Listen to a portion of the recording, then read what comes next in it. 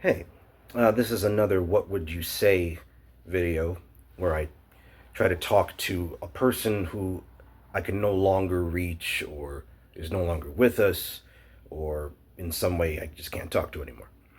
What would I say to them if I had their undivided attention? This one's a little different because this is going to be me talking to me.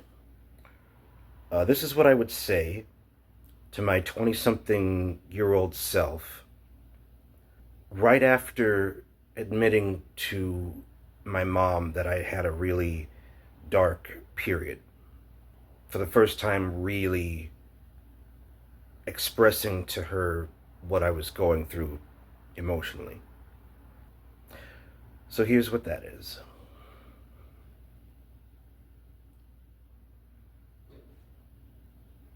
Hey, man. First, I hope you're not disappointed, but this is what you turn into when you're 44 years old. I don't know if you want me to turn around and go back where I came from or not, but this sounds like a really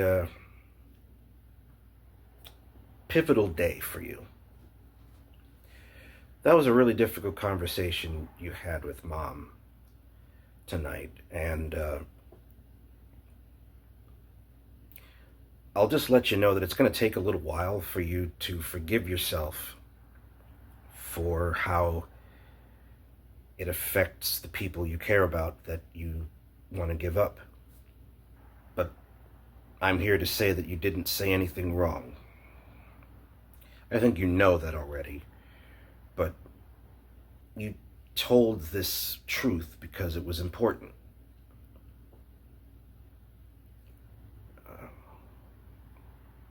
I don't think she blames you for wanting to give up on things. She probably thinks, I did my best. Why didn't you tell me before? All that kind of thing. But she just wants you to be okay. I want you to be okay.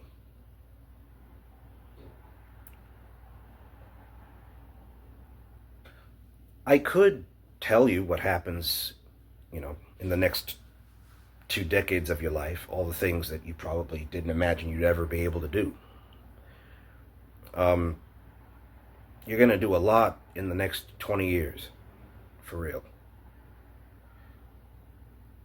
But honestly, it doesn't really matter because you're bringing the same dark thoughts into the opportunities that you get.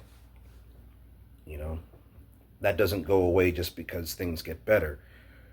Even if I told you, that I won the lottery at 32, right?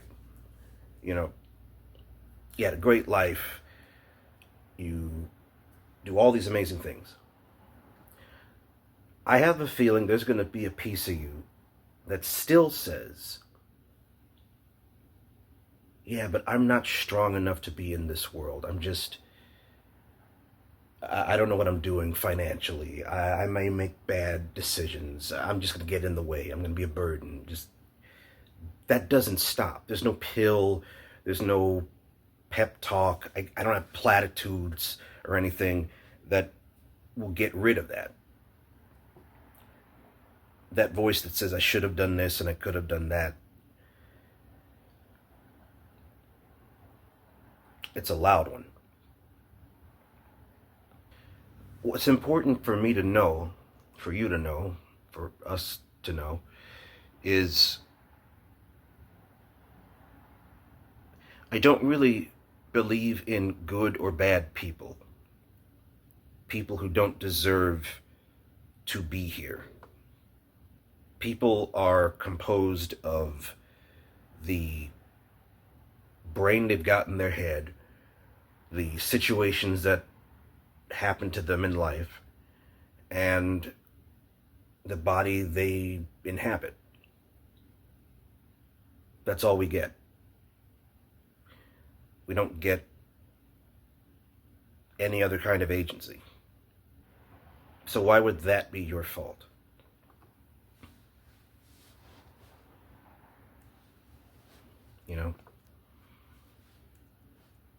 Why blame yourself for something you could not choose? Particularly the first 18 years of your life. You can be responsible for those things, but ashamed of them? I don't think so. I don't think that's healthy. Um, Let me ask this. Pretend that my message to you from the future is, I come back and I tell you, oh, I become every good thing that you ever wanted to be. Whatever makes you a good person, a person that deserves to be here by the time you're 44. You become X, you buy Y, you create Z. It took a while, but you did it. Like you have a great home in a nice warm area. You have your wife and kids. You got the car in the garage, all the stuff. You crack the code, and you're no longer having the dark thoughts by the time you're this age. Let's just say that was my message to you. How many mistakes would you forgive me for having?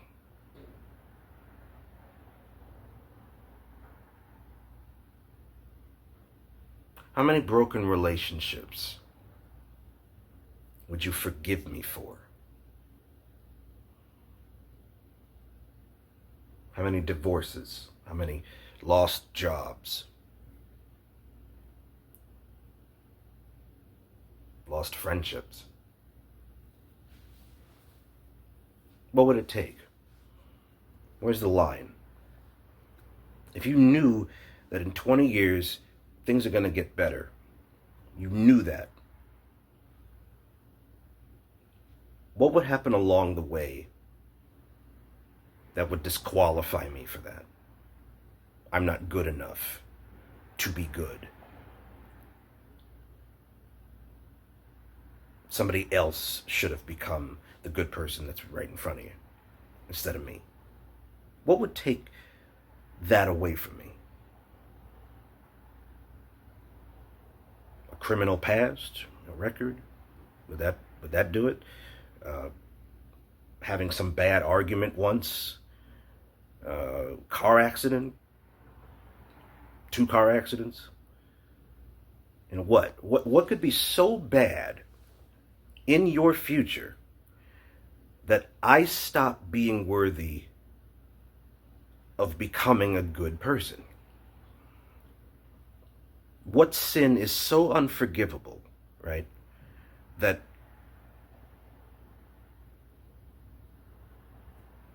the next 20 years is a waste of time? I can tell some of the things that you might have in mind right now. Some of those things would be, I had, anger in my heart or hatred, and that's not good. Or, I'm too emotionally sensitive, or, I feel immature, I feel unfit. For some reason, I struggle with things that the majority of people around me don't deal with or don't even understand what I'm talking about. On and on and on. Sure. Is that the rap sheet, right? Are those your crimes? It's got to be more than that. Emotionally mature, sensitive. I don't know what those words mean anymore, because there are times when you wish somebody who had more strength, more resolve, received the kindness and opportunities that you've gotten in your life. That's amazing, man. There's only a small group of people that you're going to see who would sacrifice their joys, comforts, goals in life, who would sacrifice those things just to give them to somebody else who they consider to be more deserving. There aren't that many people who would. And you're one of them.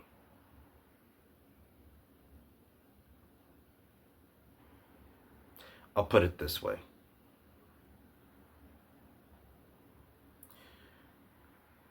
If you knew that your mother was dying,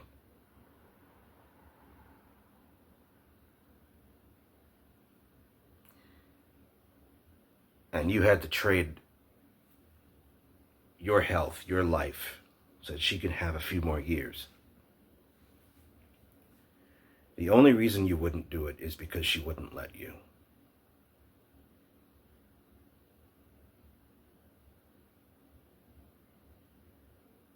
Tell me I'm wrong.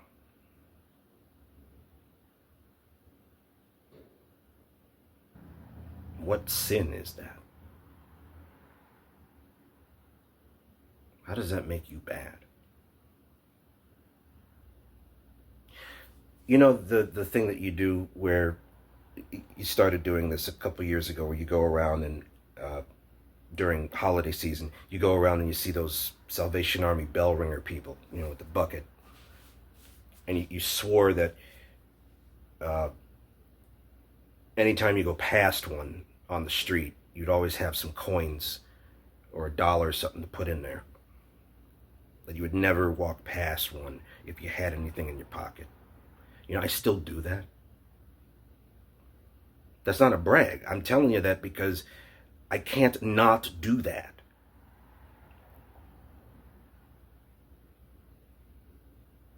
It's not in me.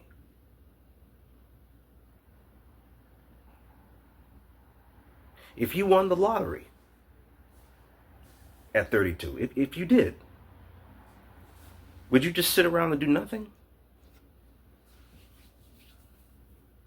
Maybe for a little while. Would you just enjoy comforts and experiences and all that type of thing? Would you just let that be your life? I can't believe that that's you. You'd still find a way to work. And as a matter of fact, you probably would do it for free. Just because you know it's important. Because there's a need out there. Because you look out the window and you say,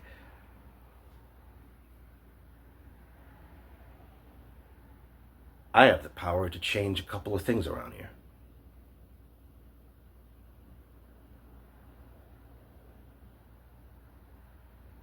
To make the ridiculous world out there worth living in. I can do that for someone. That takes a special kind of person. And if people don't respect you for that, if they think that you're just, you know, being this maudlin, you know, dramatic person who just, you know, gets attention or makes people feel sorry for you or whatever it is, if they think that, they are welcome to think it. That is not an indictment on you that they couldn't understand what you're about.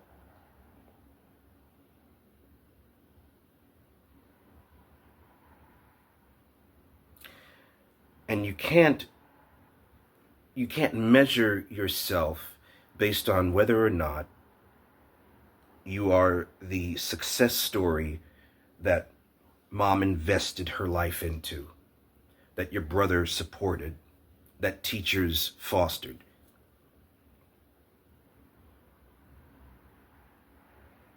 Any of them who would look at your failure and say, ugh, I wasted my investment, they were investing in you. They're investing in an idea. They're investing in, oh, this person's going to be like me in the future. Or I'm going to be able to point to them and say that I did a good job. That's not the same thing.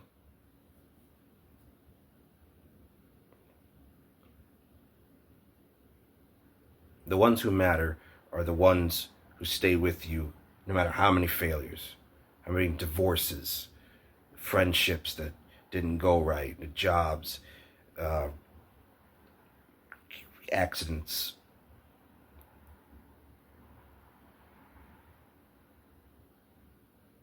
They don't make you less than for that.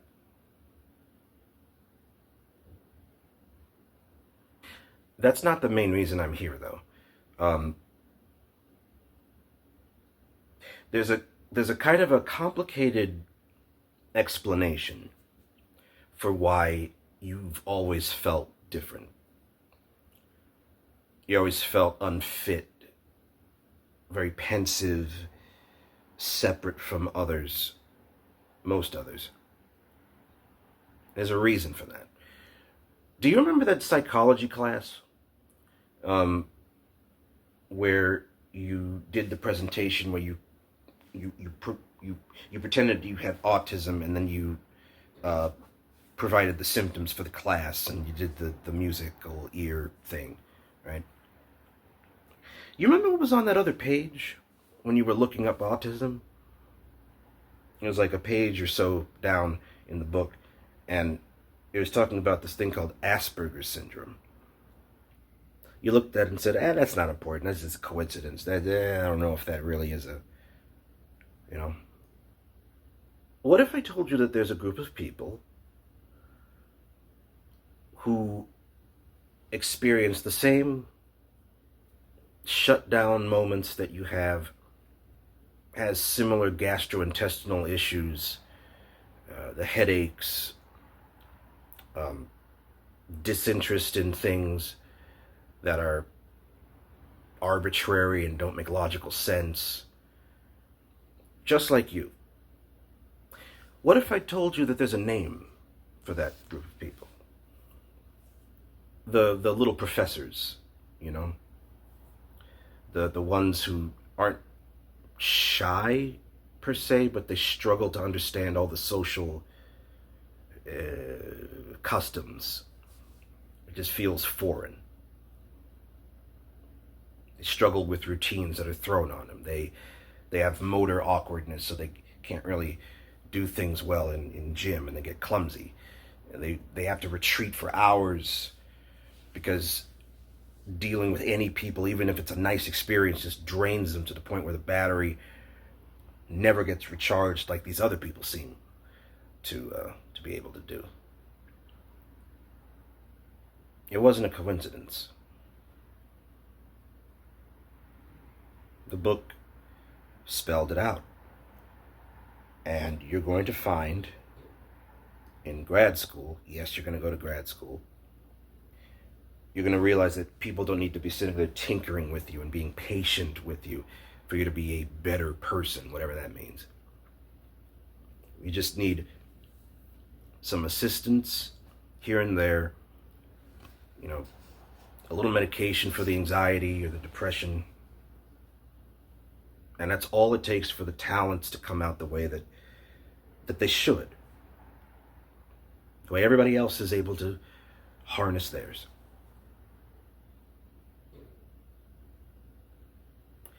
You are what people in my time, and a little bit in your time, have come to call neurodivergent. I see the way you're looking at me. Listen, I don't want you to be afraid. I'm not pathologizing. I'm not saying that there's something wrong with you. You simply have different wiring in the brain than the majority of people around you. You've got Nintendo parts in a world that's full of Sega Genesis. I don't know if that's a good analogy, but you know what I'm saying? It's like, it can't do exactly the same things that everybody else's console up here does. But it doesn't mean that it's wrong. It doesn't mean that it's broken. It doesn't mean there's something wrong with it. It just means it's different. It does different things. It's good at different things. You're going to come to find out a couple years from now that you have had Asperger's syndrome and ADHD the entire time. You're giving me the eyes. Look, it doesn't mean you're crazy, okay? It's not an excuse. You're not a lazy person because of it. You're not unintelligent. You're not going to live in some facility somewhere like Rain Man or something. You're going to have a normal looking life, okay? Nobody's going to know. They're just going to see, oh, he makes mistakes or he gets really overwhelmed by things. They're not going to get it, and it's fine that they don't get it, okay? I know this is uncomfortable. I get that. Because it's like, oh, the things about me that are interesting or unique are just symptoms of a disorder, a syndrome that's wrong with me, right? But that's not what it is. There are tons of people who are really famous right now who are very public with the fact that they were diagnosed with Asperger's syndrome. Nowadays, in my time, we don't call it that anymore. We call it part of the autism spectrum disorder umbrella. It's not a very common thing. You just think differently. You process things differently. You're a meaning maker. You're a puzzle solver. I don't know how to explain it. But there are people whose lives are like completely indistinguishable from people who don't identify as being autistic. Anthony Hopkins, Silence of the Lambs, Dan Aykroyd, Daryl Hannah, that mermaid movie, Courtney Love, I didn't know that. The dude from Futurama, the guy who plays a bunch of the characters like Fry and the professor. Oh, and then there's this lady named Diane Warren. Now, she wrote a bunch of stuff, and you wouldn't even know that she existed. She wrote that thing. You know that Mariah Carey song that goes ding ding ding ding ding ding ding ding ding ding ding ding. I can't sing, but you know what I'm saying. It's that piano-y thing. She wrote that. She wrote Because You Loved Me, Nothing's Gonna Stop Us Now, Unbreak My Heart, that thing. What else? If I Could Turn Back Time, Rhythm of the Night, that thing. I'll Never Get Over You Getting Over Me. And an Aerosmith tune. I think she helped with Don't Want to Miss a Thing. I think. All of those, dozens more, that are just top of the charts. Responsible. One lady responsible. It's not true that if you didn't have these diagnoses, if you didn't have these disorders, you would not be a unique person, a remarkable person, a worthy person. It's not true. I don't think I have to remind you of that little 7-year-old who would go downtown with coins in his pockets and would refuse to go on a trip into the city without bringing some money for the homeless people. You would be late for something at 7 if you didn't have something to give the homeless. Do I have to remind you about the little boy who saw morning glories growing out of the vines on the fences outside and would just pluck them and give a little tiny bouquet to his mom? Do I have to remind you of this kid that you were like? Forget about I forgot things a lot, or I made mistakes, or I get confused because of certain things, and I can't play music the way they want me to play it, and I should have gotten straight A's in this thing, and it did. Man, you're worthy. You are. And taking yourself out of the equation is going to change it.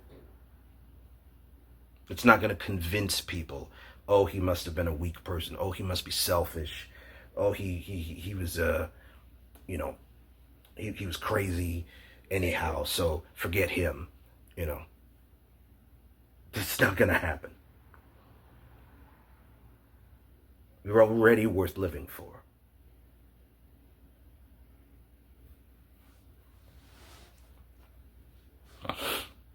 That's not autism. That's not ADHD. That's you. Yes, it's only about 15% of the population who have ADHD or some type of autism or both or whatever. That's maybe 1 out of 6 people on the planet at the most who understand what you're talking about. That means for every 6 friends, co-workers, romantic partners, bosses, students, clients, you know, for every 6 of those, 5 of them are just gonna, they're not gonna know what you're saying. They're not gonna know your struggle. Even if you explain it in the most plain English, they're not gonna get it unless they witness it, unless it's in their life, in their family, around them, if they've seen it. They're gonna misunderstand you. And that's not their fault. But it's definitely not yours either.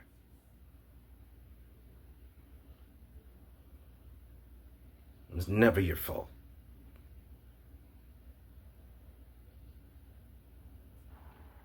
At your age, there are about 6 billion people in the world, right? That means, at the very least, 1 out of 30 at this point has autism. 1 out of 30. That's the low end. That's just autism. Forget about ADHD. That's just autistic people. 1 out of about 30 these days. It's crazy, right? You know how much that is? Out of 6 billion, that is 200 million people.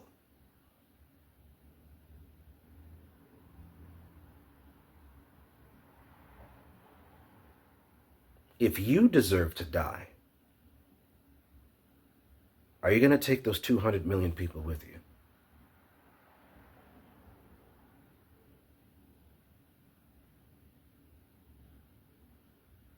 If not, then why are you the only one who has to go? Why? Because you were a black boy that got called names, or the teachers didn't like you sometimes, or you would lose things, you'd forget things, you're tired, people didn't bother to understand you. 200 million. Let them misunderstand you.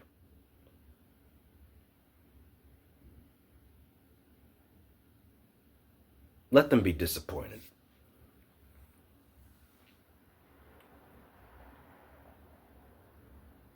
There's so many kids that you're going to meet.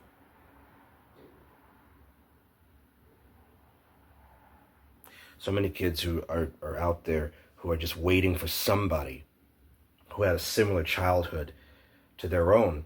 And, they don't have to say, I'm just this quirky kid. Why am I so sensitive? Why am I making my problems my whole personality? Whatever that means. I don't even really know what that means. Those other people do not get to choose whether those children feel good about themselves. Those other people don't get to choose that. Not with you around. You stand between those people, well-meaning as they might be. You step between those people and the kids who finally have some adult who's like, you're not insane. You're not dumb. You're not bad.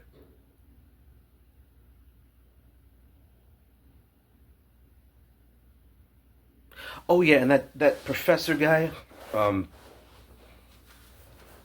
from a few years ago, the one that just makes you feel awful every time you were in his class and all that. Um, there's not going to be some magical epiphany where you're just like, oh, he was right all along, and I just didn't understand. I just wasn't mature. No, forget him. Okay, you don't have to be mad at him, but if he's the kind of person that would make you just want to pull your hair out or jump out a window, forget him. He's not worth it. Never was.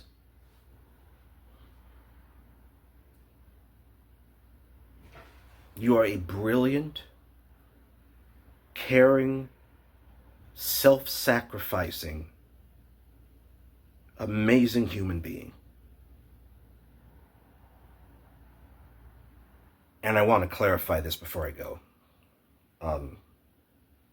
I'm not telling you that you need to be alive. I'm not trying to guilt you into having a life. I want these next 20 years to happen, but I can't force you. That wouldn't be fair. I'll just say that truthfully, honestly, if this is going to be the last day of your life, if this is going to be it, I'd rather that you made an informed choice, knowing who you actually were, than spend a lifetime never knowing it all. Because at least you made a choice about it.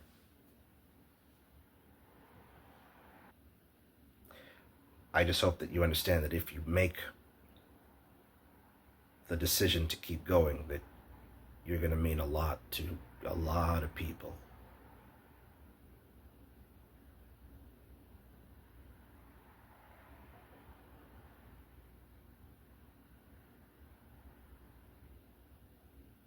The list goes on and on. I know you don't have a list yet. You don't really feel like you do. It becomes undeniable when you look back. The middle-aged guy looking back at the 20, 30, 35, 40-year-old.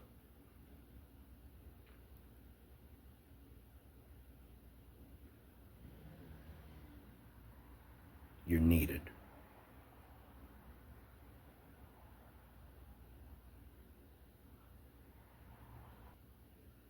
I just hope you think about that.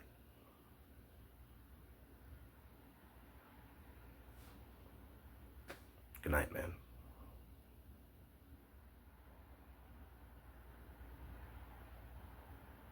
I hope that made sense.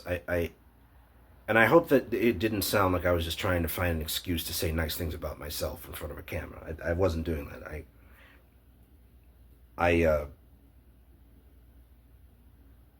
I hope that if there's anybody out there who's experiencing something similar,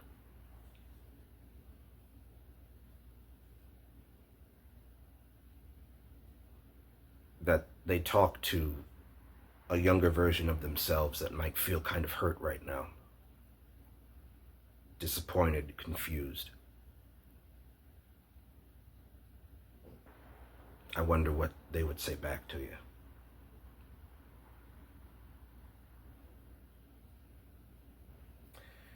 Anyway, hopefully there'll be a regular video after this. See you soon.